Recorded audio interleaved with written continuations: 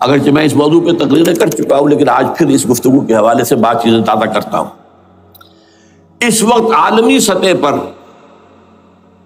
یہودی جمع عیسائی بریکٹ میں کر لیجیے، اور امریکہ جمع یورپ یہ بریکٹ میں کر لیجیے، ان کا اندر معاملہ کیا ہے؟ اصل جو ہے اس میں پیچھے مائنڈ ہے، ماسٹر مائنڈ، سازشی ذہن، وہ یہود کا ہے۔ باقی عیسائی اعلی کار بن گئے ہیں۔ جو 100% اعلی کار ہے یہود کا وہ پروٹیسٹنٹس ہیں۔ پروٹیسٹنٹزم یہود ہی نے پیدا کرایا تھا، یہود ہی نے یورپ کے اندر سود کا رواج شروع کروایا، ورنہ سود حرام تھا وہاں پر بھی، یوزری بھی اور کمرشل انٹرسٹ بھی، دونوں حرام تھا، یہ یہودیوں نے کروایا۔ اور پھر پہلا بینک بنوایا ہے انگلستان کے اندر، بینک آف انگلینڈ، اور جو پوپ کے خلاف بغاوت کرائی تو پہلی بغاوت ہوئی انگلستان کے اندر، جو چرچ آف انگلینڈ علیحدہ ہو گیا پوپ سے، اور اسی کو یہودیوں نے قرار دیا یہ ہمارا ماڈرن اسرائیل ہے، یہ اسرائیل ہمیں دیا ہے گاڈ نے، یہ جو ہے برطانیہ۔ اس کے کچھ عرصے کے بعد یہی جو ہے ایکسوڈس ہوا ہے، اور وہ امریکہ میں جا کے آباد ہوئے، لہذا امریکہ کو بھی جیوز نے کہا ہے دس از اندر اسرائیل، یہ ہے ہمارے اصل اسرائیل، ماڈرن اسرائیل یہ ہے۔ اس لیے کہ جو انہیں وہاں پر اقتدار حاصل ہوا ہے، جو قوت حاصل ہوئی ہے، جس قدر دولت انہوں نے وہاں جمع کی ہے، وہاں کے جس طریقے سے جکڑ لیا ہے حکومتوں کو، فرنگ کی رگے جہاں پنجے یہود میں ہے۔ ٹھیک 100 سال پہلے علامہ اقبال یہ مشاہدہ کر کے آ گئے تھے یورپ میں، اور کون دیکھنے والا تھا کہ وہاں کیا ہو رہا ہے، بیہائنڈ دی سین کیا ہے، سامنے کیا ہے، پردے کے پیچھے کیا ہے۔ فرنگ کی رگے جہاں پنجے یہود میں، اس وقت فرنگ کا امام تھا برطانیہ، یہ وہ سلطنت تھی جس پر سورج کبھی غروب نہیں ہوتا تھا۔ آج وہ فرنگ کا امام امریکہ، یہ برطانیہ تو اب وہ جو ایک نظم ہے کہ بچپن میں پڑھی تھی، London bridge is going down going down going down, اس کی مثال ہے۔ برطانیہ کی تو کوئی حیثیت ہی نہیں، ورلڈ پاور کی حیثیت نہیں ہے، وہ تو چھوٹا بھائی اس نے بنا رکھا امریکہ نے اپنا، تو اس حیثیت سے جو ہے اس کی کوئی حیثیت ہے، ورنہ کوئی اور حیثیت نہیں۔ بہرحال ان دونوں میں یہ ہے کہ پیچھے ماسٹر مائنڈ، سازشی ذہن، پلاننگ، سکیم ساری یہودیوں کی، اعلی کار امریکہ سب سے بڑھ کر، اس کے بعد برطانیہ، اور اس میں اصل پروٹیسٹنٹس، ان میں بیپٹسٹ، ان میں اس سے بھی آگے بڑھ کر ایونجلسٹ، جن کو کہتے ہیں بورن اگین کرسچنس، جن کو کہتے ہیں نیو کنزرویٹو کرسچنس، یہ تمام اصطلاحات آپ اخبارات میں پڑھتے ہوں گے، ان کو گروپ کرنے یہ اصل اعلی کار۔ ان کو ایک نیا نام دیا گیا ہے کرسچین زائنسٹ۔ ایک یہودی زائنسٹ ہیں، سارے یہودی زائنسٹ نہیں ہیں، بہت سے یہودی ہیں جو یہ زائنسٹ کے مخالف ہیں۔ چنانچہ میری ہیوسٹن میں ملاقات ہوئی تھی ڈاکٹر وشو گرانڈ، بہت بڑا پروفیسر ایمیریٹس یہودی، لیکن یہ کہ اس نے کہا، بڑے اجتماع میں کہا، ہمارا اجلاس تھا وہاں پر، ہم نے یہ جو ہے بلایا تھا ایک یہودی، ایک عیسائی اور ایک مسلمان، تینوں جو ہے وہ تقریریں کریں۔ انہوں نے کہا تھا کہ وی آر ناٹ سپورٹنگ اسرائیل۔ اس نے وہ عیسائی جو آیا ہوا تھا پروفیسر، اس کی طرف they are supporting Israel, we are not supporting Israel. اسی طرح میری جو ہوئی تھی round table conference, round table, اس میں ایک یہودی پروفیسر تھے، وہ ہسٹری کے پروفیسر، میں نام بھول رہا ہوں ان کا، انہوں نے کہا آئی ایم اینٹی زائنزم، میں زائنزم کے خلاف ہوں۔ تو زائنزم جو ہے اصل میں ایک سیکولر یہودیوں کی تحریک ہے، اور اس کے سب سے بڑے سپورٹرز کرسچین زائنسٹ وہ امریکہ میں بیٹھے ہوئے۔ تو یہ ہے صورتحال۔ یہ جان لیجئے کیتھولکس جو ہیں یہ اتنے پرو یہودی نہیں ہیں، اب رفتہ رفتہ وہ بھی اس کے اندر آ کر شامل ہو گئے۔ یورپ جو ہے زیادہ Catholics, Roman Catholics, Roman Catholics کا یہ بھی آپ نے جملہ پڑھ سنا ہوگا کہ یہ جو ترکی جو ہے ہمارا ملک، یہ جو کوشش کرتا رہتا ہے گھسنے کی یورپین یونین کے اندر، تو ایک دفعہ جان شراق نے کہا تھا، بڑا پیارا جملہ تھا، why doesn't Turkey understand that we are a Christian club؟ یہ ہماری جو یونین ہے یورپین، یہ تو کرسچین کلب ہے، وہ مسلمان ہے، وہ کس وجہ سے آنا چاہتا ہے بندہ، کیوں تو خود داخل ہونا چاہتا ہے؟ why doesn't Turkey understand that we are a Christian club؟ لیکن یہ ہے رومن کیتھولکس، اور ان کا میں بعد میں آپ کو بتاؤں گا۔ یہی آپ کو معلوم ہے کہ یورپ نے عام طور پر اسرائیل کا اتنا ساتھ نہیں دیا جتنا جو امریکہ دیتا رہا ہے، اور کسی درجے میں ان کے دلوں میں سافٹ کارنر جو ہے عرب فلسطینیوں کے لیے بھی رہا ہے، یہ معاملہ ایران کے بارے میں بھی رہا ہے. جس قدر اسٹرانگ ایکشن امریکہ لینا چاہتا ہے یہ جو ہے اس کے ساتھ نہیں ہے. یہ تھوڑا سا فرق ہے، وہ میں اس کا ایک بنیاد بعد میں بتا دوں گا آپ کو. بہرحال ان کا ایک جو ایجنڈا ہے وہ دو سمجھیے کہ دو اس کے نکات ہیں، دو رسیوں کے مانند یہ آپس میں بٹا ہوا ہے. پہلا، عالم اسلام کے مادی اور مالیاتی وسائل خصوصاً تیل پر قبضہ،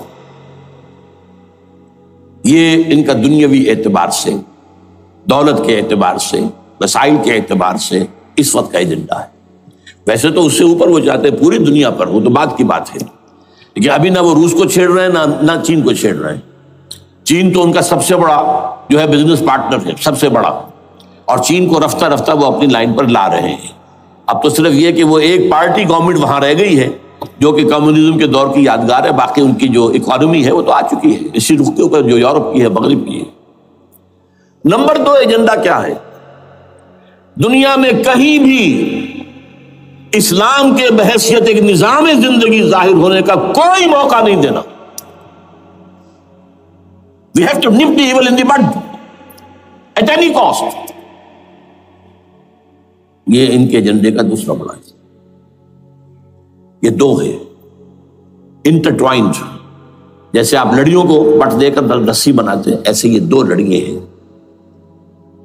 اسلام کا پولیٹیکل سوشو اکنامک سسٹم کہیں نہ آ جائے دنیا، ہو نہ جائے آشکارا شر پیغمبر کہیں. یہ ابلیس نے کنکلوڈ کیا ہے، وہ جو ابلیس کی مجلس شورا ہے، ہو نہ جائے آشکارا شر پیغمبر، کہیں ایسا نہ ہو کہ پیغمبر کی شریعت دنیا کے سامنے آ جائے، پیغمبر کا نظام آ جائے. الحذر، آئین پیغمبر سے 100 بار الحذر. حافظ ناموس زن، مرد آزما مرد آفری، یہ معاشرتی نظام ہو گیا.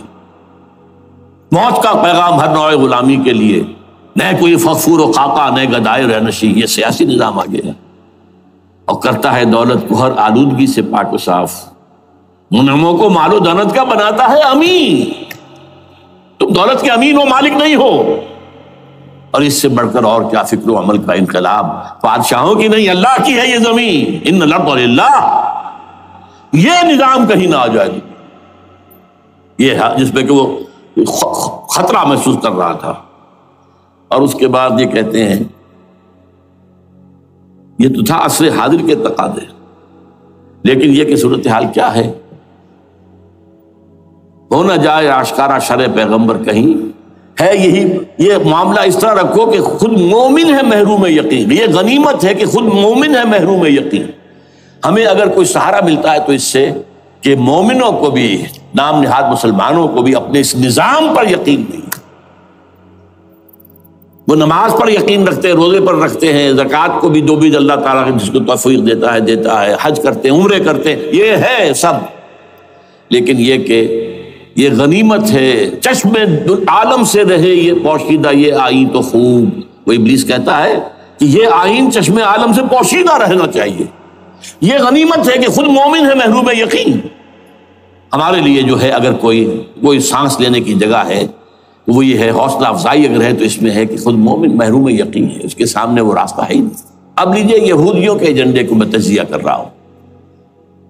سب سے پہلے world bank, IMF، globalization, TRIPS, ان تمام ہتھ کنڈوں کے ذریعے عالمی مالیاتی استعمار جو بظاہر امریکہ کا ہوگا حقیقتاً یہود کا ہوگا. یہودیوں کے نزدیک پوری نوع انسانی حیوانوں کے مانند ہے. They are not human beings. They are goyams. They are Gentiles. یہ انسانی شکل میں حیوان ہیں، اور جیسے حیوانوں کو ایکسپلائٹ کرنا، استعمال کرنا انسانوں کا حق ہے. گھوڑے کو آپ باندھتے رہے ہیں نا ٹانگے کے آگے، اور بیلوں سے آپ ہل جتواتے رہے ہیں، تو جیسے یہ حق ہے ایسے ہمارا حق ہے پوری دنیا کے جو ہے وسائل ان کو کھینچے. ہاں جیسے گھوڑے اور بیل کو بھی کچھ نہ کچھ دانا تو ڈالنا پڑتا ہے، چارہ تو دینا پڑتا ہے، تو ان کو بھی کچھ دو.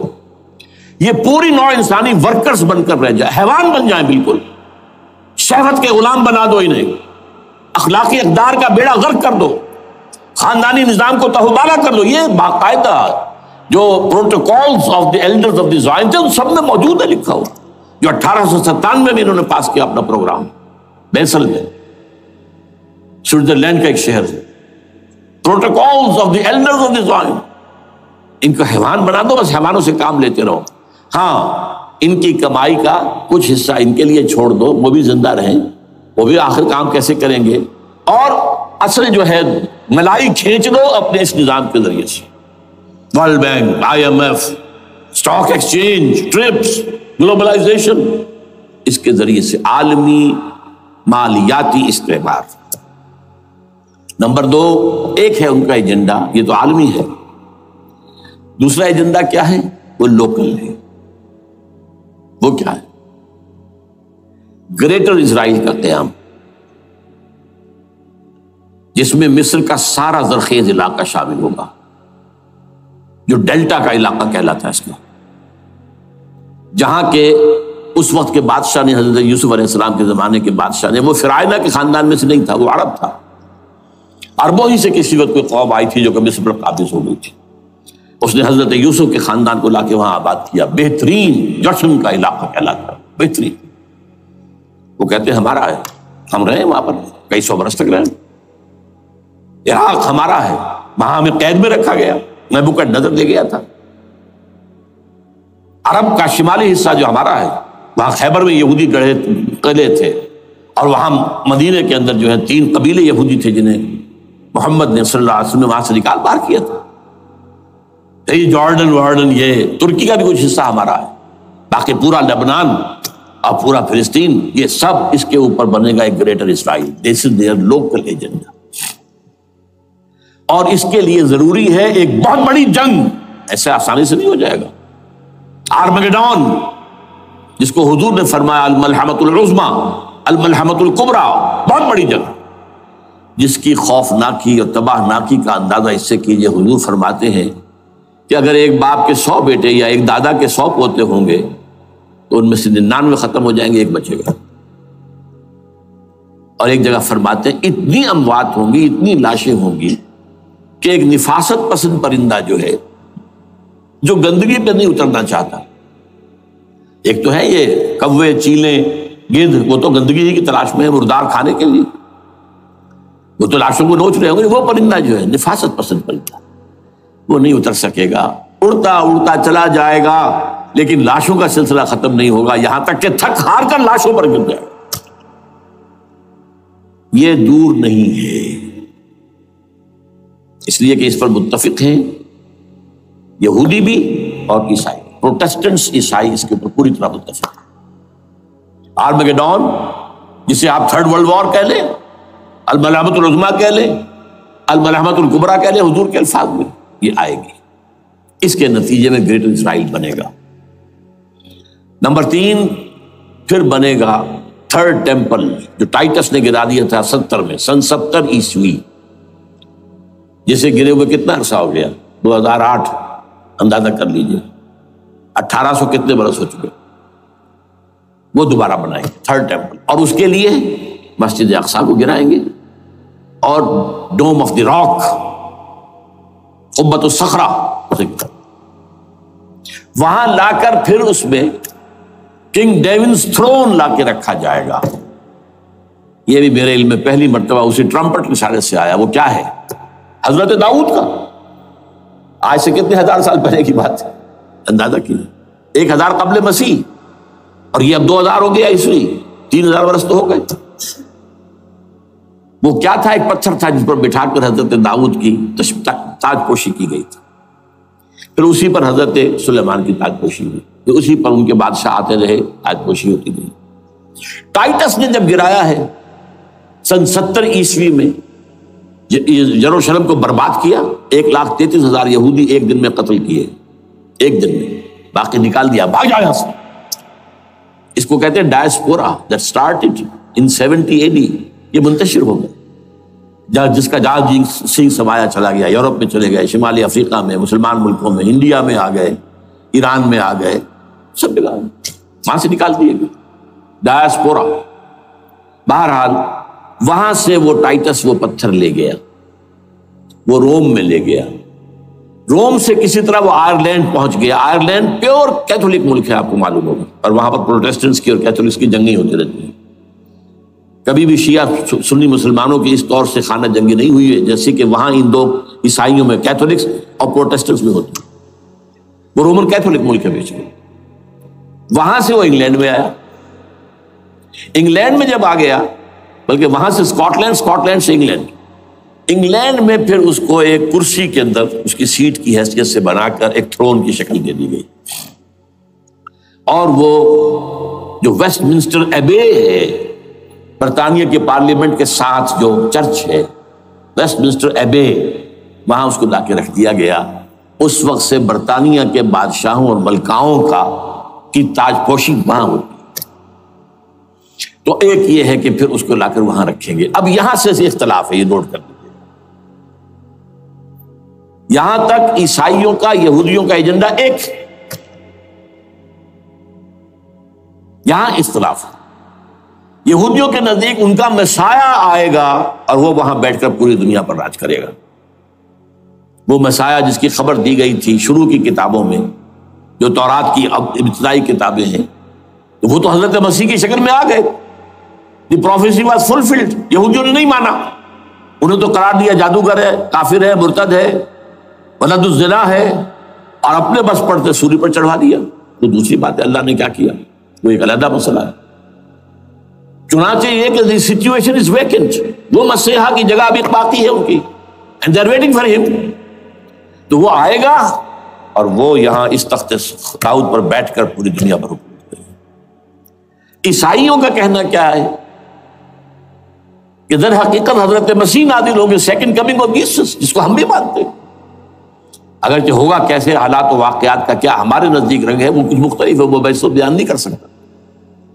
حضرت مسیح علیہ السلام پھر اس تخت پر بیٹھیں گے ان کے عیسائیوں کے مطابق۔ چنانچہ پوپ جو مر گیا ہے، پال سیکنڈ، اس کو یہ ٹرمپٹ والے کہتے ہیں شیطان، اور ان کا کہنا یہ ہے کہ اس شیطان نے the old ancient Roman holy Roman empire کو ریوائیو کیا ہے یونائٹڈ یورپ بنا کر، اور ان کا مقصد کیا ہے کہ یہ فلسطین میں ایک رومن کیتھولک حکومت قائم کرنا چاہتے ہیں۔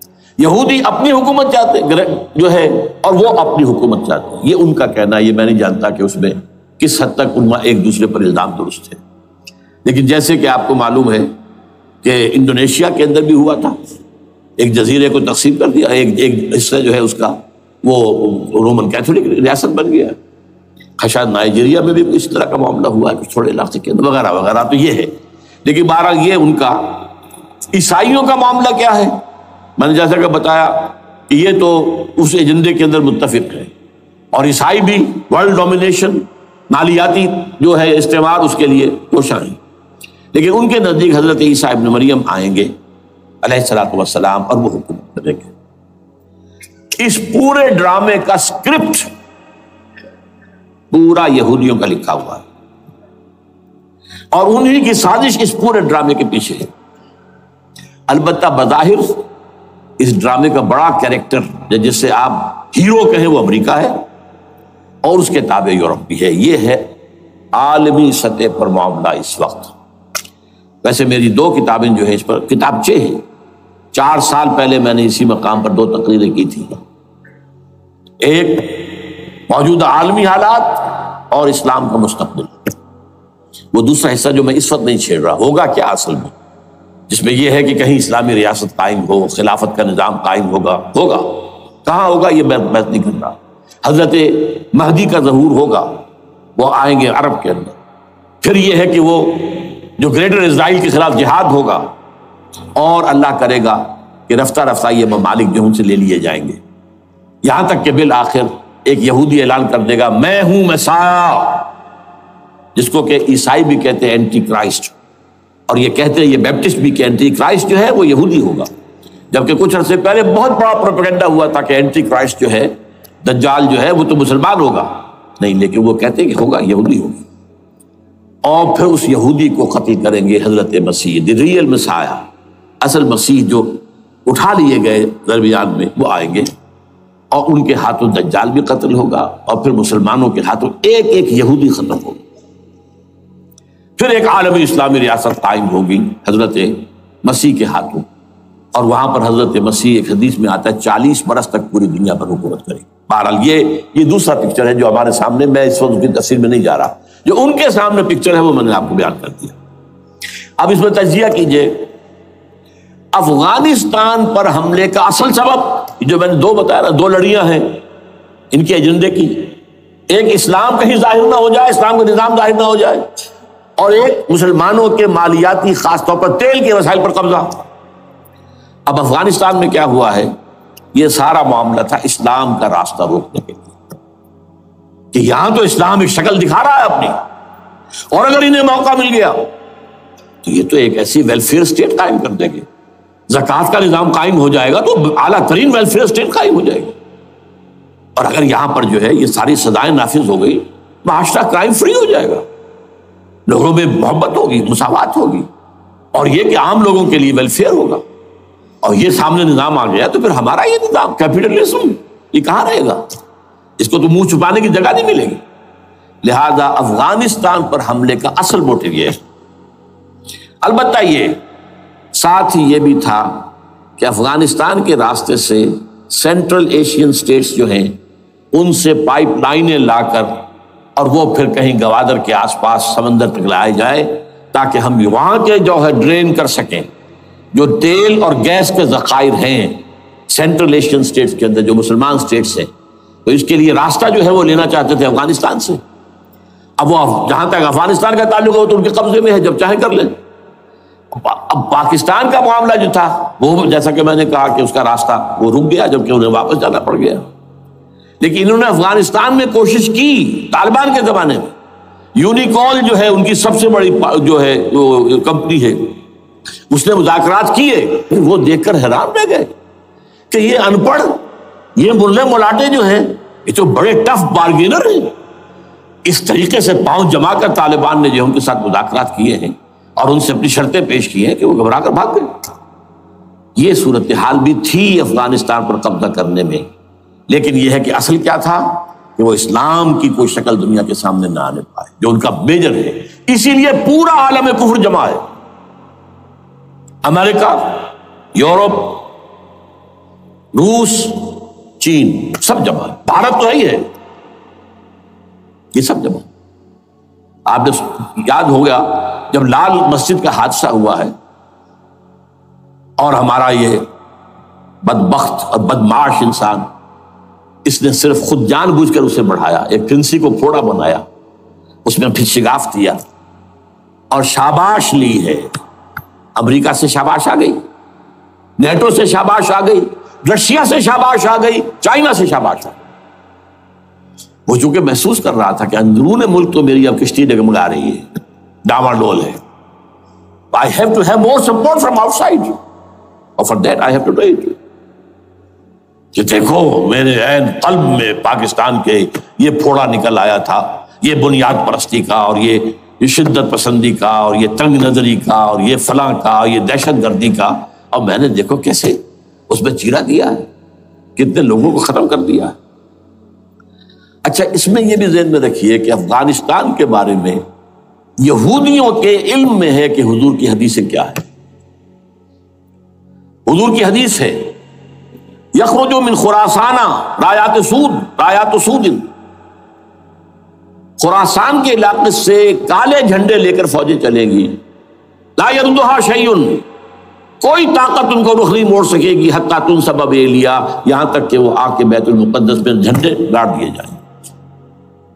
دے نو اٹ، یہ جان لیجیے یہ لوگ پڑھے لکھے لوگ ہیں. میں آپ کو ایک واقعہ سناتا ہوں.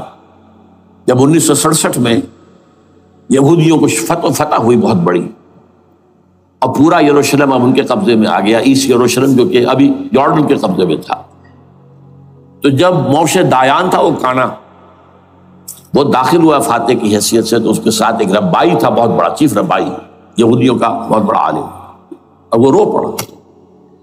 تھا تو فتح کا وقت، خوشی کا، رویا.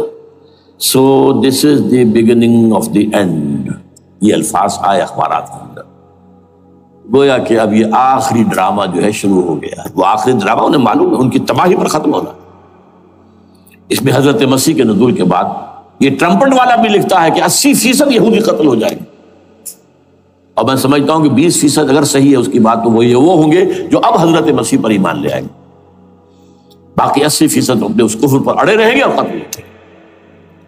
اسی طرح حضور کی ایک حدیث ہے کہ جب یہودیوں کا قتل عام ہو رہا ہوگا اگر مسلمان قتل کریں گے تو اگر کسی درخت کے پیچھے یہودی چھپا ہوگا تو درخت پکارے گا اے مسلمان، ہاں عبداللہ آؤ ادھر، یہ میرے پیچھے یہودی چھپا ہوا، قتل کرو اسے.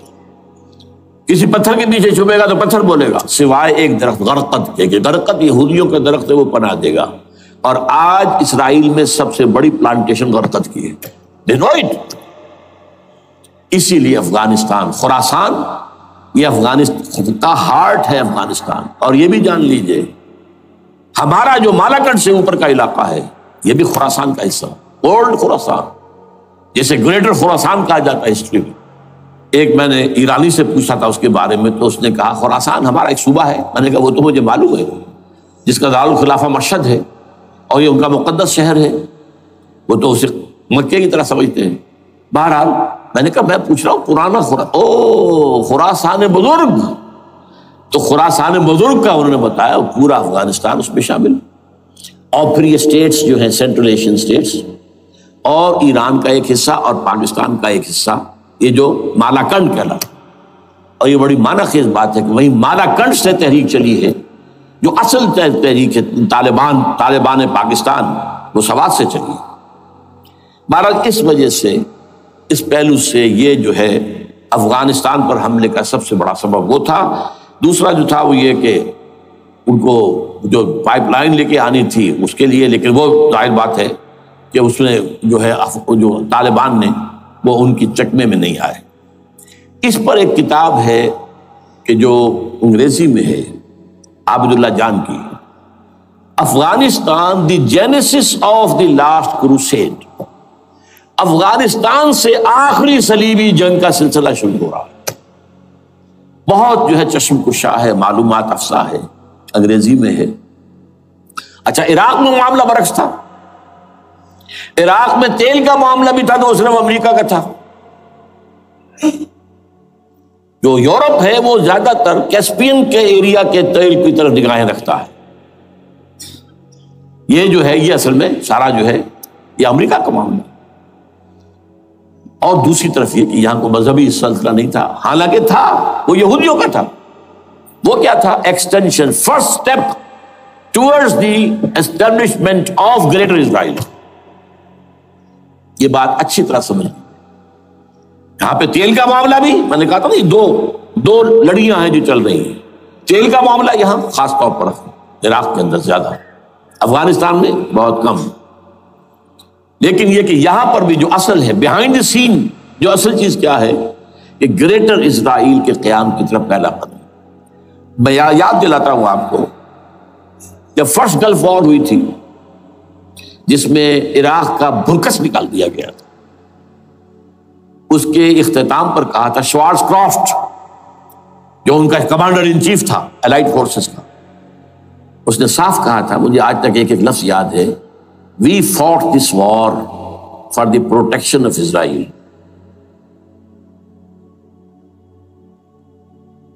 اور اب جو ابھی ہوا معاملہ، جب صدام گرا ہے، اس کا مجسمہ بھی گرا ہے، تو اس کے بعد وہ شخص، وہ بدبخت، وہ خبیث جو ابھی پڑا ہوا کومے میں، شیرون نے کہا تھا ان قریب عراق پر ہماری حکومت ہوگی. اور اس سے پہلے تو ہم صرف عراق میں سے یوفریٹس تک کا علاقہ مانگتے تھے، دریائے فرات تک کا. اب ہمارا مطالبہ یہ ہے کہ ہم تو در حقیقت دجلہ تک جائیں گے، دجلہ، تاکہ پورا کا پورا جو فرٹائل جو دو آبا ہے دجلہ اور فرات کے درمیان کا بہترین علاقہ، وہ سارا ہمارے پاس. اس سے آپ اندازہ کر لیجیے کہ یہ دونوں چیزیں جو ہیں دونوں جگہ موجود ہیں. وہاں مذہبی زیادہ ہے افغانستان کا، لہذا یہاں بہت بڑی جو ہے کولیشن بن گئی. عراق میں تو وہ کولیشن نہیں بن سکی. یورپ بھی ساتھ نہیں آیا، America had to go it alone, اسے کرنا پڑا ہے. زیادہ سے زیادہ کوئی ٹوکن آسٹریلیا کا کوئی ٹوکن معاملہ جو ہے وہ برطانیہ کا کچھ شاید ٹوکن ٹائپ جو ہے وہی یہ کامن ویلتھ پرانی جو ہے چلی آ رہی ہے اس میں شاید کینیڈا کا، باقی تو کوئی نہیں۔ یہ جو آل ورلڈ کولیشن بنی تھی وہ افغانستان کے خلاف کیوں ہے؟ یہاں سے اسلام کی ریسرجنس کا اندیشہ ہے۔ یخرج من خراسان رایات سود لا یردها شیء حتی تنصب بایلیا۔ حضور کے زمانے میں ایلیا جو ہے وہ کن کے قبضے میں تھا؟ عیسائیوں کے۔ اس کے بعد ہمارے قبضے میں آیا، لیکن پھر کروسیڈرز نے ہم سے لے لیا تھا، اور 88 برس وہ عیسائیوں کے پاس رہا، 1099 عیسوی سے لے کر 1187 تک۔ اب پھر یہود کا قبضہ ہے، پہلے عیسائیوں کا تھا اب یہود کا۔ اب ان سے لینا واپس، پہلی مرتبہ بھی عرب نہیں لے سکے تھے، کھونے والے عرب تھے، واپس لینے والا کرد تھا صلاح الدین ایوبی رحمۃ اللہ۔ اب بھی کھونے والے عرب ہیں، مصر اور شام اور اردن تینوں کا مقابلہ کیا اس نے، اسرائیل نے، اور قبضہ کیا پورے ویسٹ بینک پر، گولان ہائٹس پر، سینائی پیننسولا پر، اور یہ کھو دیا ہم نے اپنے ہاتھ سے۔ اور اب بھی عربوں میں تو کوئی دم نہیں ہے، کوئی جان نہیں ہے، ان کو عیاشیوں نے، دولت مندی نے بالکل تباہ و برباد اور کھوکھلا کر کے رکھ دیا۔ بہرحال یہ جو چیزیں میں نے آپ کو بتائی ہیں یہ تو وہ پلانز ہیں جو سب شیاطین جن و انس کے پروگرام ہیں۔ وہ جیسے کہ کبھی کہا تھا خمینی صاحب نے، شیطان بزرگ، دی گریٹسٹ شیطن، امریکہ، اصل میں امریکہ اور اس کے پیچھے حقیقت میں یہود، سامنے امریکہ پیچھے یہود۔ بالفعل کیا ہوگا یہ تو پھر اللہ ہی جانتا ہے کیا ہوگا۔ وَمَكَرُوا وَمَكَرَ اللَّهُ، کافر اپنی چالیں چلتے ہیں، اللہ اپنی چال چلتا ہے۔ اور سَنَسْتَدْرِجُهُم مِّنْ حَيْثُ لَا يَعْلَمُونَ وَأُمْلِي لَهُمْ إِنَّ كَيْدِي مَتِينٌ۔ اے نبی آپ گھبرائیں نہیں، ہم ان کافروں کو رفتہ رفتہ وہاں سے لے آئیں گے جہاں سے آپ کو بھی انہیں احساس تک نہیں ہوگا کہ یہ تو گرفت میں آ رہے ہیں، ٹریپ ہو رہے ہیں، اور ابھی ذرا میں انہیں ڈھیل دے رہا ہوں۔ میں املی لہم ان قیدی متین، میری چال بہت مضبوط ہے۔ وہ اللہ کیا کرے گا وہ میں نے آپ کو بتایا، جھلک دکھا دی ہے۔ انشاءاللہ اسی علاقے میں پاکستان اور افغانستان، اور اس کا ہارٹ ہوگا یہ پشتونستان، سرحد اور مشرقی افغانستان مل کر پشتونستان، پشتون اسی مشرقی اس میں ہے، پاکستان کا مغربی صوبہ ہے، شمال مغربی سرحدی صوبہ، یہ ہارٹ، اور پھر پاکستان اور افغانستان، انشاءاللہ یہی ہوگا۔ اور پھر یہ کہ یہاں سے فوجیں جائیں گی جو حضرت مہدی کی حکومت جمائیں گی عرب کے اندر۔ عربوں میں جان نہیں ہے کہ وہ مہدی کی حکومت کو جما سکے۔ یخرج ناس من المشرق یؤتون للمہدی یعنی سلطانہ، مشرق کی طرف کے کسی ملک سے فوجیں آئیں گی جو مہدی کی حکومت قائم کریں۔ عربوں میں دم نہیں۔ بہرحال ہوگا کیا وہ میں نے کہا کہ یہ تو اللہ کے ہاتھ میں ہے۔ اب یہ کہ کرنا کیا چاہیے، یہ ہے میری تقریر کا آخری حصہ۔ دیکھیے ذوالفقار مرزا نے جو کچھ کہا اور سید قائم علی شاہ نے، میں خوشائند سمجھتا ہوں کہ طالبانائزیشن اور ہے، اسلامائزیشن اور ہے، ٹھیک ہے، چلیے آواز مکے اور مدینے۔ طالبانائزیشن کے اندر کچھ بغیر تعلیم یافتہ، کچھ جذباتی، اس طرح کے لوگ بھی ہیں جن میں انتہا پسندی بھی ہے، جیسے کہ میں پہلے بیان کر چکا، افغانستان میں ہوا ہے، افغانستان کے اندر بھی رفتہ رفتہ وہ اپنی چیزوں سے نکل رہے تھے، نکل جاتے، لیکن موقع نہیں دیا گیا، نب دی ایول ان دی بڈ ختم کر دیا گیا۔ اسی طرح ہمارے سرحدی صوبے میں جیسا کہ میں بتایا 3 قوتیں برسرکار ہیں، who knows it، کون کیا کہ۔ لیکن بہرحال یہ کہ پہلی بات یہ، اسلام اور پاکستان لازم و ملزوم ہیں۔ یہاں اسلام آئے گا تو یہ ملک رہے گا، نہیں آئے گا تو ختم ہو جائے گا، اس میں کوئی شک نہیں۔ میری 2 کتابیں پڑھ لیجیے اگر اللہ توفیق دے، ہمت دے، اسلام اور پاکستان، یہ سن 67-68 کی تحریریں میری ہیں۔ جینیسس آف پاکستان کیا تھا، how Pakistan came into existence, پھر یہ کہ میں نے استحکام پاکستان کے نام سے سن 85 کے اندر کتاب لکھی ہے، یہ دونوں کتابیں پڑھی ہیں۔ پاکستان کا کوئی جواز نہیں اگر یہاں اسلام نہ آئے، اور واقعتاً ہم جواز کھو چکے ہیں، تو اللہ تعالیٰ ہمیں مہلت دے رہا ہے۔ لیکن اب یہ سمجھ لیجئے، یہ اللہ تعالیٰ کی طرف سے ایک خاص مہلت ہے، اور شاید آخری مہلت ہے جو ہمیں مل رہی ہے۔ یہاں اسلامائزیشن نہ ہوا تو یہ ملک نہیں رہے گا۔ میں یہاں آپ کو ایک شعر سنا دوں، ہے تو ایک ایسی شخصیت کا جو کچھ کنٹروورشل بھی ہو گئی، بعد میں بدنام بھی ہو گئی۔ ایک زمانے میں جماعت اسلامی کے بڑے مخلص کارکن تھے وہ، مولانا کوثر نیازی۔ انہوں نے ایک بڑا تلخ شعر کہا تھا، اسلام کو اگر تیری فضا راس نہ آئے، اے میرے وطن تجھ کو کوئی آگ لگائے۔ ہمیں اسلام چاہیے، اور اسلام نہیں آئے گا تو یہ ملک نہیں رہے گا۔ کوئی زرداری، کوئی نواز شریف اس ملک کی بقا کی ضمانت نہیں دے سکتا۔ اس کی بقا ہے اگر تو اسلامائزیشن نہیں۔ 61 سال کی ہماری بے وفائی اللہ کے ساتھ کیے ہوئے وعدے کی، اس کا ایک عذاب ادنا ہم جھیل چکے ہیں۔ 71 یاد کی سن 71، پاکستان 2 لخت، 94,000 مسلمان پاکستانی بھارت کی قید میں بھیڑوں بکریوں کی طرح ہانک کر لے جائے گئے، ٹرکوں میں بھر بھر کر، جیسے کہ ڈیرہ غازی خان سے بھیڑیں بکریاں آتی ہیں لاہور میں ذبح ہونے کے لیے، کنسنٹریشن کیمپس میں۔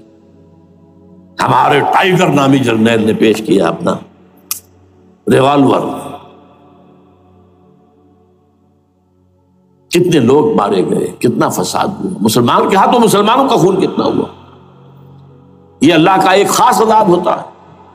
میں نے وہ آیت آپ کو سنائی تھی، قل هو القادر على ان يبعث عليكم عذابا من فوقكم او من تحت ارجلكم۔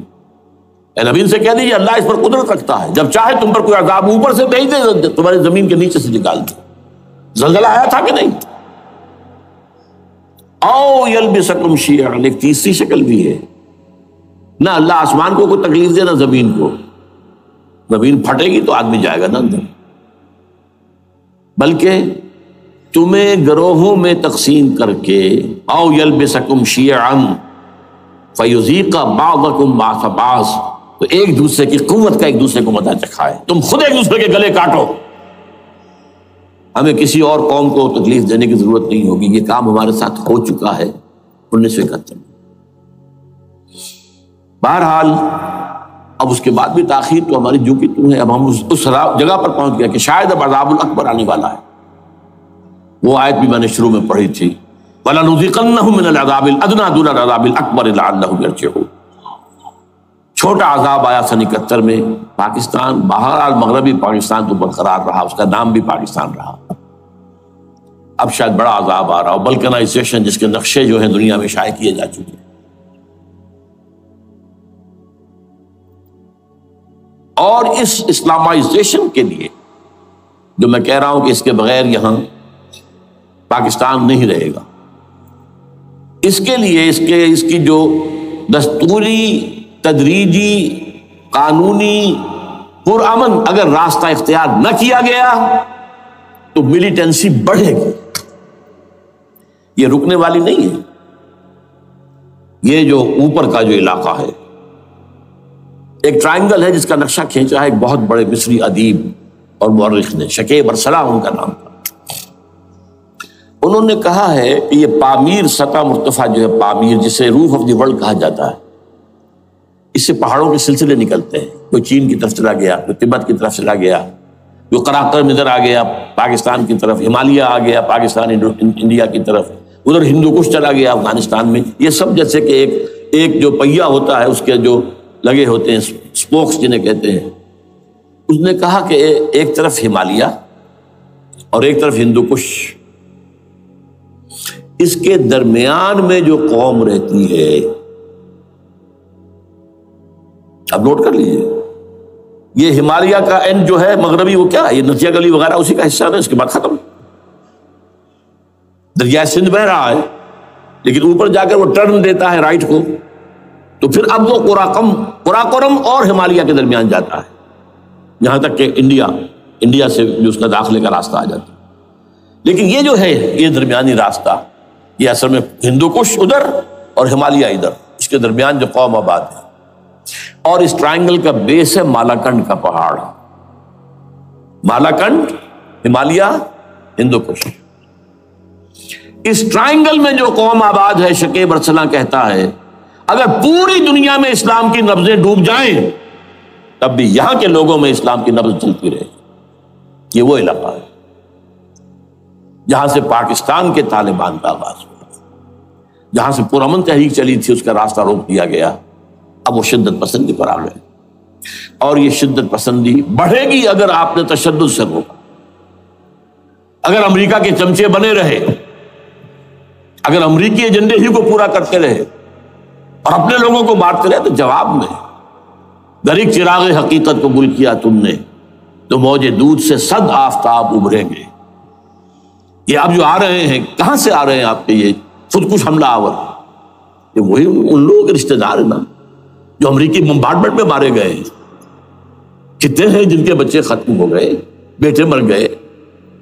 یہ جو ہمارے ہاں ایک کمانڈوز کے کیمپ کے اوپر جو حملہ ہوا تھا اور خودکش بمبار جس سے کہ شاید 18-19 بہترین آپ کے کمانڈوز ختم ہوئے تھے، وہ کون تھا؟ وہ خود کمانڈو تھا. اندر کوئی اور تو جا ہی نہیں سکتا تھا، یہ کمانڈوز کا کیمپ تھا اور اس کے میس میں لوگ کوئی جا سکے. وہ خود کمانڈو تھا. اس کی بیٹی لال مسجد کے اندر جلی تھی. اب آپ اندازہ کیجئے کہ اس کے دل میں جو کھول رہا تھا اس کا جذبہ، اس نے اس کو ٹھنڈا کیا خود جان دے کر. تو جان لیجیے ادھر باجوڑ میں حملہ ہوا تھا، ادھر جو ہے ہماری ملٹری پریڈ کے اوپر حملہ ہو گیا. تو یہ بات رکے گی نہیں. اور یہ ظاہر بات ہے کہ اب شمال سے لے کر نیچے تک کی بات ہے. وہاں پر بھی میں نے شروع بھی کہا تھا یہ خطرہ حقیقی ہے، غیر حقیقی نہیں ہے، وہمی اور خیالی نہیں ہے. اس لیے کہ اب جو اس علاقے سے جا رہے ہیں ہجرت کر کے کراچی، وہی ان کی جگہ ہے، وہیں پر ان کے رشتہ دار ہیں، محسود ہیں، وزیری فلاں ہے، یہ ہے وہ ہے، وہاں وہ جا رہے ہیں. اور وہاں پر بھی ظاہر بات ہے کہ جو کچھ ہو رہا ہے افغانستان میں اور جو کچھ ہو رہا ہے شمال سرحدی صوبے میں، اس کا ایک تسلسل ہوگا. میں یہاں یہ عرض کر دوں آپ سے کہ تقریباً 4 سال قبل، بلکہ 4.5 سال، میں انتہائی مایوسی کو پہنچ چکا تھا کہ پاکستان کا وجود باقی نہیں رہے گا. میں نے یہی تقریر کی ہے 29 فروری سن 2004 اسی جگہ. پاکستان جواز کھو چکا. یہ اسلام کے نام پر تھا. ویئر اسلام؟ جو اسلام یہاں وہ تو بھارت میں بھی ہے،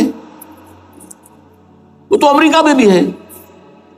وہ کہاں ہے اسلام کا سیاسی نظام، اسلام کا تعزیراتی نظام، اسلام کا کرمنل لا، اسلام کا سول لا، اسلام کے فیملی لاز کہاں بنائے تھے اس شخص نے جو فیلڈ مارشل بنا تھا، خود ساختہ، جو اس نے قوانین بنائے تھے. تمام علماء نے کہا تھا، تمام مکتبہ فکر کہ غلط ہے.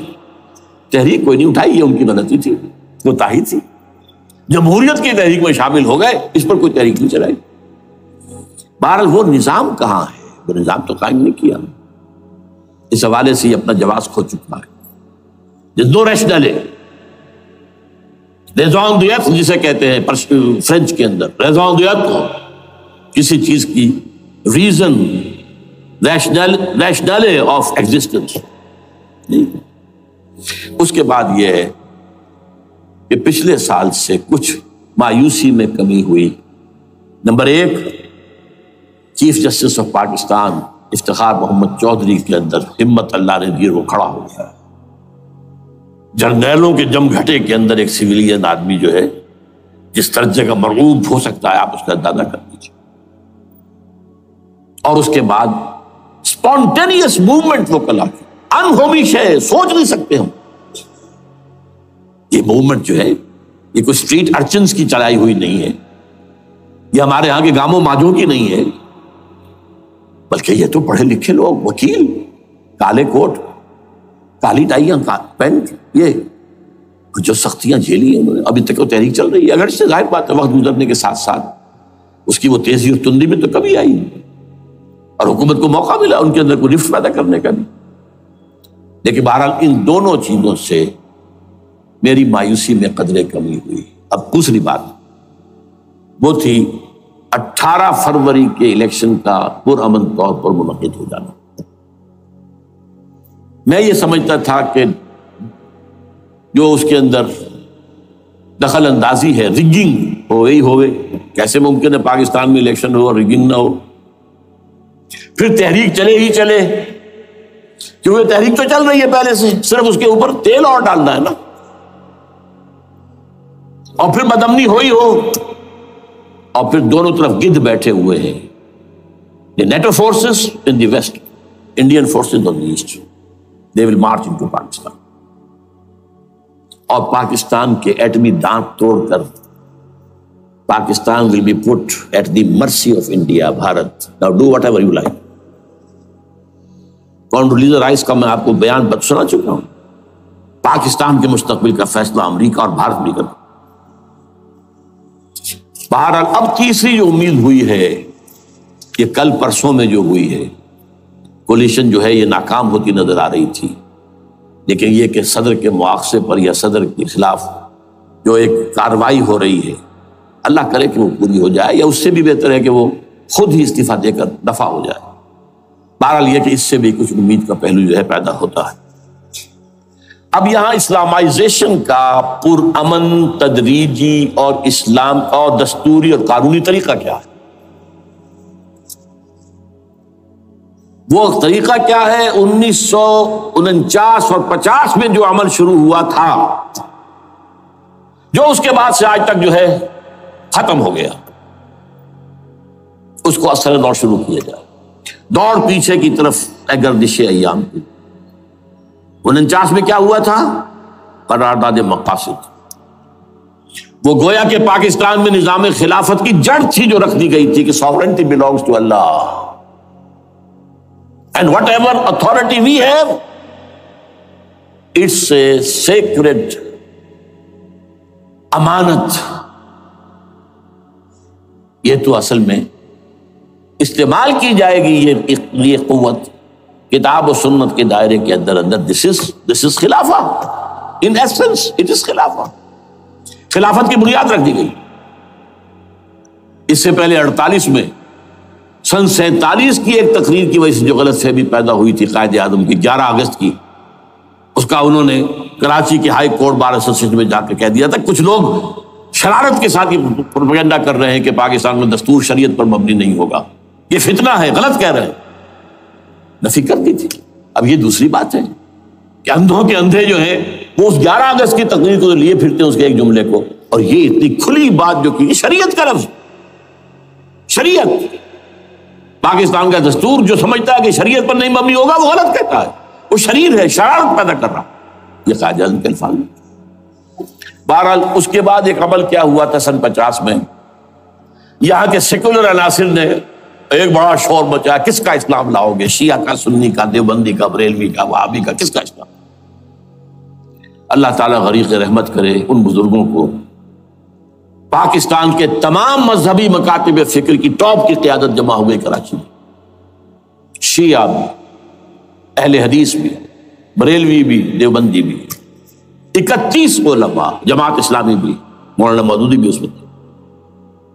انہوں نے 22 پرنسپلز ایگریڈ اپون، دستور بنانے کے لیے 22 پرنسپلز ہیں، حاضر ہیں، بناؤ دستور۔ اب کوئی دلیل نہیں رہی، کوئی عذر نہیں رہا، تمام مکاتب فکر کے لوگ جمع۔ بعد میں ہوا کیا ہے، اس میں کس کا کتنا رول ہے، یہ بڑی درد بھری داستان ہے، میں اس وجہ کو چھیڑنا نہیں چاہتا۔ حاصل کیا ہے، وہاں سے ہمارا پروسیس ڈیریل ہوا، کچھ اپنوں کے کیے، کچھ بیرونی دباؤ کے تحت۔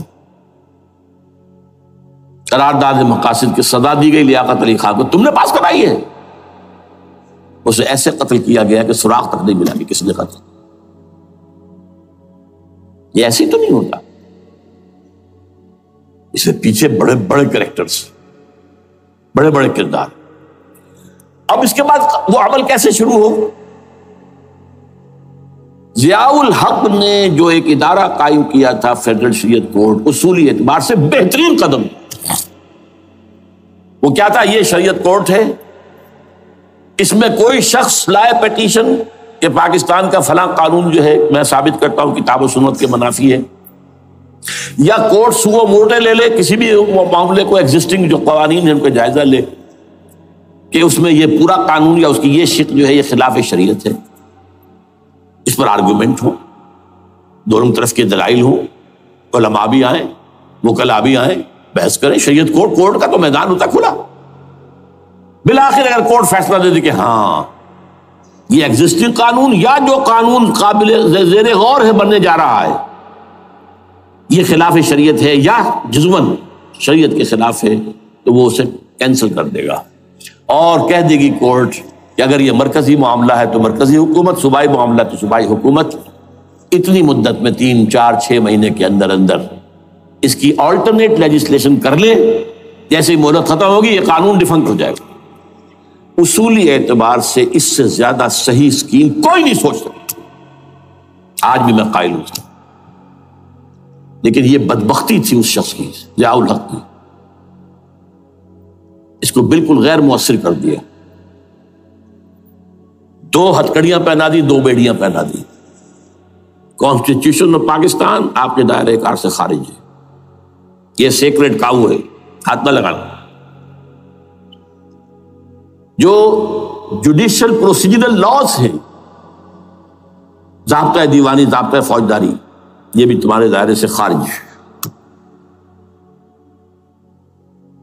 مالی معاملات 10 سال تک خارج، اور فیملی لاز مستقل خارج۔ انا للہ و انا الیہ راجعون۔ اب کرنے کا کام کیا ہے؟ نمبر 1، فیڈرل شریعت کورٹ کے دائرے پر جو تحدیدات ہیں، لیمیٹیشن ختم کی جائیں یکسر۔ نمبر 2، اس کا سٹیٹس کم سے کم ہائی کورٹ کے درجے کا ہونا چاہیے۔ نمبر 3، اس میں جید علماء کو لا کر بٹھایا جائے، ان کی میجورٹی ہونی چاہیے، وکلاء بھی ہوں، جدید تعلیم کے جدید قانون کے جاننے والے، لیکن علماء بھی ہوں۔ اگر آپ جید علماء کو لے آئیں گے تو پھر وہ جو عام مولوی ہے بیچارہ، وہ جو پوری طرح نیم خواندہ ہے یا نیم تعلیم یافتہ ہے، یا ہمارا عام آدمی ہے جو طالبان کے انداز کے اندر وہ شدت پسندی پر آ گیا ہے، اسے یہ اندازہ نہیں ہے کہ دین میں اہمیت کس شے کی اول ہے، پھر دوسری کون سی، ثانوی شے کون سی ہے۔ اب اس کے بجائے علماء، جدید علماء، تمام جو ہے مسالک کے علماء اس میں شامل کیے جائیں۔ اس کے فیصلوں پر نظر ثانی کا کھلا موقع ہونا چاہیے، ایک دفعہ عدالت فیصلہ کر دے، نظر ثانی کا موقع ہونا چاہیے، اور کسی شہری کی طرف سے پیٹیشن آئے یا سو موٹو، وہ جائزہ لے اور ایک ایک کر کے قوانین جو ہیں غلط ختم، ان کی جگہ پر لیجسلیشن پارلیمنٹ ہی کرے گی یا صوبائی اسمبلی کرے گی۔ کورٹ کا کام لیجسلیشن نہیں ہے، وہ یہ کہہ سکتا ہے یہ بھائی یہ معاملہ جو ہے شریعت سے تجاوز کر گیا، یا فلاں جو قانون تم بنانے چلے اس کی یہ شق جو ہے شریعت کے خلاف ہے، بس فیصلہ یہ دے گی۔ ظاہر بات ہے لیجسلیشن اس کا کام نہیں، لیجسلیشن جو کرے گی آپ کی نیشنل اسمبلی کرے گی، آپ کی صوبائی اسمبلی کرے گی، لیکن وہ اس کا متبادل قانون لے آئے اور پہلا قانون ختم ہو جائے گا۔ اچھا، اس عرصے کے دوران جو کونسل آف اسلامک آئیڈیالوجی پر ارب روپیہ خرچ ہوا ہے، اس کی رپورٹوں کے انبار لگ گئے، کسی ایک سفارش کو بھی آج تک پارلیمنٹ میں پیش نہیں کیا گیا، اور اس میں جید علماء رہے ہیں اور تمام مکاتب فقہ کے علماء رہے ہیں۔ ان کی رپورٹوں کو رفتہ رفتہ پارلیمنٹ کے سامنے لایا جائے اور ان کے ذریعے سے نئی قانون سازی کی جائے۔ اگر آپ یہ قانونی دستوری راستہ کھول دیں گے اور تجدیداً اس طریقے سے Islamization of laws of Pakistan ہو جائے تو ظاہر بات ہے کہ پھر جو دہشت گرد ہیں، دہشت پسند ہیں، جن کو آپ خطرہ کہہ رہے ہیں، خطرہ، طالبان آنند، طالبان آ گئے، طالبان آ رہے ہیں، اب ڈرو اور بچو اور مقابلے کی تیاری کرو اور اسلحہ تیار کرو، اگر یہ کام کریں گے تو پھر ظاہر بات ہے کہ وہ تو فساد ہوگا، اور فساد کا نتیجہ کیا نکلے وہ اللہ ہی بہتر جانتا ہے۔ لیکن یہ پروسیس جو میں نے بیان کیا ہے، اگر اس پر عمل ہو جائے تو یہ وہ پروسیس ہے جسے جنرل حمید گل نے کہا تھا کہ اگر ایسا ہو جائے تو یہ سافٹ ریولوشن ہوگا، بغیر تشدد کے، بغیر کسی اور کے۔ اگر نیت ٹھیک ہے اور اگر یہ واقعی جیسے قائم علی شاہ نے سمجھ لیا ہے اور جیسے کہ ذوالفقار مرزا نے سمجھ لیا ہے، اسلامائزیشن اگر اس کو سب سمجھ لے، زرداری بھی سمجھ لے اور نواز شریف بھی سمجھ لے اور سب سمجھ لے تو ظاہر بات ہے کہ پھر کسی توڑ پھوڑ کے بغیر، کسی اور بدامنی کے بغیر، کسی تشدد کے بغیر اسلامائزیشن یہاں ہو جائے تو سب کے دل خوش ہو جائیں گے، اور یہ سارا جو بھی تشدد ہے، یہ دہشت گردی ہے، اس کے راستے بند ہو جائیں۔ اگر ایسا نہیں کرتے تو غیر تعلیم یافتہ یا نیم تعلیم یافتہ، جن کو کوئی پورا تصور نہیں ہے، نہ دنیا کے حالات کا علم ہے، نہ شریعت کے جو اصل مصادر اور منابع ہیں، اصل سورسز، ان تک رسائی ہے، بس کچھ چیزیں سن رکھی ہیں۔ یہ تو معلوم ہے انہیں کہ داڑھی رکھنی ہے، سنت ہے، لیکن یہ کہ یہ فرض تو نہیں ہے بھائی، پھر اس کی کوئی خاص مقدار تو معین نہیں ہے، یہ تو نہیں جانتے۔ ویڈیوز ہیں، آڈیوز ہیں، ان میں گانے ہیں، اس میں آپ کو معلوم ہے کہ عریانیت ہے، جو بھی ویڈیوز ہیں، اور وہ تو ان کو جلائیں گے ان کی دکانوں کو۔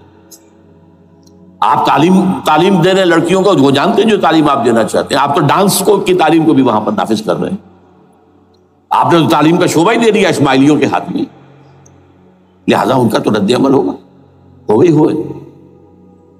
اس کا راستہ اگر روکنا ہے تو اس پروسیس سے جو میں نے بیان کر دیا ہے، جس کو میں بیان کر رہا ہوں نہ معلوم کب سے، نواز شریف صاحب، ان کے والد میاں محمد شریف صاحب مرحوم، اور شہباز شریف صاحب اور عباس شریف صاحب چاروں میرے پاس آئے تھے، 2 دفعہ آئے تھے، اور میں نے یہ ترمیمی بل پیش کیا تھا جس کے آئٹم میں نے آپ کو گنوا دیے، بہرحال نہیں کیا کچھ انہوں نے۔ لیکن یہ کہ اگر یہ نہیں کریں گے تو یہ کہ دوسری طرف یہ سمجھ لیجئے اس وقت پاکستان کے دینی مدرسوں میں شدید تحریک چل رہی ہے۔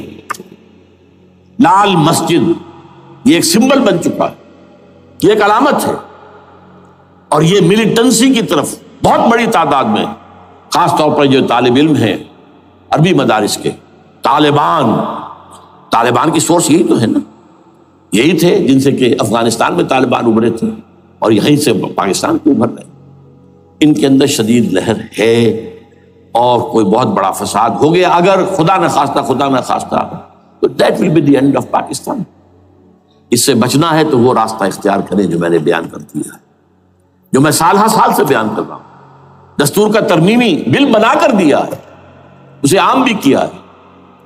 البتہ اس عرصے میں ظاہر بات ہے کہ ہم کیا کریں گے، ہمارا کوئی پروگرام کسی ملیٹنسی کی طرف جانے کا نہیں ہے، ہم اسے مفید نہیں سمجھتے بلکہ مضر سمجھتے، یہ کاؤنٹر پروڈکٹیو ہے۔ ہمارے سامنے پروگرام کیا ہے؟ سے نکاتی پروگرام، بڑے پیمانے پر دعوت ایمان بذریعہ قرآن، نمبر 1۔ میری تمام سرگزشت کھوئے ہوئوں کو جستجو، میری سرگزشت جو ہے 50 سال سے اسی میں ہے، قرآن کا پڑھنا، پڑھانا، سیکھنا، سکھانا، عام کرنا، اور الحمدللہ ایک بڑی ٹیم تیار کر دی ہے میں نے اللہ کے فضل سے، جو یہ کام کر رہی ہے۔ دعوت ایمان بذریعہ قرآن، اور جو ایمان واقعتاً لے آئیں، جس کا ثبوت ہوگا شریعت پر عمل، جس چیز پر عمل کیا جا سکتا اور نہیں کرتے تو آپ مجرم۔ ہاں ظاہر بات ہے اس سے ایک حصہ ایسا ہے جس پر آپ عمل نہیں کر سکتے جب تک کہ نظام نہ بدل جائے، چور کا ہاتھ میں نہیں کاٹ سکتا، آپ نہیں کاٹ سکتے، لیکن جتنے پر عمل ممکن ہے اس پر عمل، ایسے لوگوں کو آرگنائز کیا جائے، بیعت کا نظام، مسنون نظام، قرآن میں معصور، مسنون، منصوص، یہ سارا نظام اس کی بنیاد ایک آدمی کا، وہ آدمی کہے کہ بڑھو تو بڑھو، وہ کہے کہ رک جاؤ تو رک جاؤ۔ نمبر 3، ان لوگوں کا تزکیہ، اور میں بتا چکا ہوں تزکیہ اور تربیت۔ تزکیہ کس بات کی؟ کوئی امنگ، کوئی ولولہ، کوئی مقصد، کوئی تمنا دل میں نہ رہے سوائے اللہ کی رضا کی۔ حکومت مطلوب نہ ہو، اقتدار مطلوب نہ ہو، مال و دولت مطلوب نہ ہو، اللہ کی رضا اور آخرت کی فلاح۔ ہر تمنا دل سے رخصت ہو گئی، حضرت مجنون کا مصرع، اب تو آجا، اب تو خلوت ہو گئی، اے اللہ تو آجا میرے دل میں، میرے دل سے ہر تمنا نکل چکی ہے، خلوت ہے۔ اور تربیت کس کی؟ کہ تیاری ہو جائے اس بات کی کہ تن من دھن سب لگا دیں گے، جان بھی دے دیں گے جب موقع آئے۔ چوتھا کیا؟ کہ جب تک یہ تعداد کافی نہ ہو، یہ نہیں ہے کہ 150 آدمی لے کر کسی ایک جگہ پر کسی لال مسجد کو ہم مرکز بنا کر بیٹھ جائیں، نعرہ لگا دیں، گیر جماعت، اور وہ بھی معتدل تعداد پہ، وہ جب تک نہیں ہوتی تو ہم یہی تین کام کریں گے، دعوت ایمان بذریعہ قرآن، تنظیم بذریعہ بیعت، مسنون بیعت، تزکیہ اور تربیت کرتے رہیں گے۔ بانشہ درویشی در ساز دمادم زن، یہی کام کرتے رہو، نو ملیٹنسی، نو الیکشنز۔ لیکن جب تعداد کافی ہو گئی تو ایک منظم اور پرامن مطالباتی اور احتجاجی تحریک، توڑ پھوڑ نہیں، گھراؤ جلاؤ نہیں، جیسے گاندھی نے شروع کی تھی، نمک بناؤ تحریک، سول ڈس اوبیڈینس، لیکن کسی نے کوئی توڑ پھوڑ نہیں کی تھی۔ اپنے سر ان کے پھوٹے ہیں بڑے سے بڑے لیڈروں کے، مولانا ابوالکلام آزاد اور پنڈت جواہر لال نہرو کے سر پھٹے، ہزارہ لوگ جیلوں میں گئے، انہوں نے کسی کو کچھ نہیں کہا۔ کسی کا نقشہ ایرانیوں نے دکھایا، 20,000 سے لے کر 30,000 تک جانیں دے دی، ہتھیار نہیں اٹھائے،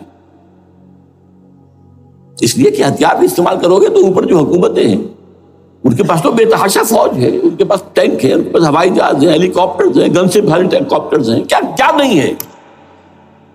پرامن منظم مطالباتی اور احتجاجی تحریک۔ اللہ کرے کہ ہمیں اس کے لیے جو مہلت درکار ہے وہ مل جائے۔ ہمیں معلوم نہیں کہ کہیں وہ مہلت ختم ہی نہ ہو رہی، لیکن اگر ہم آخری سانس تک اس کام میں لگے رہیں گے تو انشاءاللہ اللہ تعالیٰ کے ہاں ہم معذور قرار پائیں گے۔ اللہ تعالیٰ جو ہے ہمیں درگزر ہم سے فرمائے گا۔